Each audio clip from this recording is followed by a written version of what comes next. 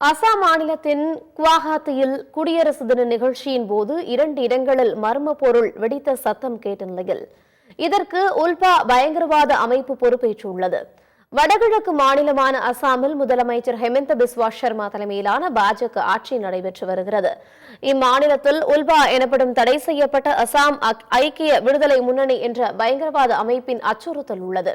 இந்த அமைப்பினர் சமீபத்தில் குவாஹாத்தியில் பொதுமக்கள் யாரும் குடியரசு தின நிகழ்ச்சிகளில் பங்கேற்கக்கூடாது என்று மிரட்டல் விடுத்திருந்தது.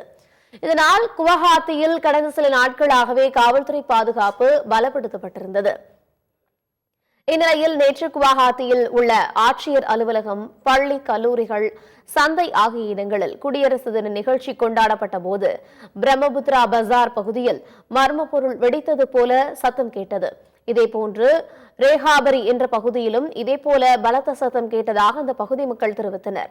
இந்நிலையில் குவஹாத்தியில் 2 இடங்களில் நாங்கள் தான் வெடிகுண்டு வைத்தோம், இனி சுதந்திர தினம் மற்றும் குடியரசு தின நிகழ்ச்சிகளை மக்கள் தவிர்க்க வேண்டும் என்ற செய்தியை சொல்வதற்காக யாருக்கும் சேதம் ஏற்படாத வகையில் அவற்றை வெடிக்கச் செய்தோம் என்று தெரிவித்து உல்ஃபா பயங்கரவாத அமைப்பு பொறுப்பேற்றுள்ளது.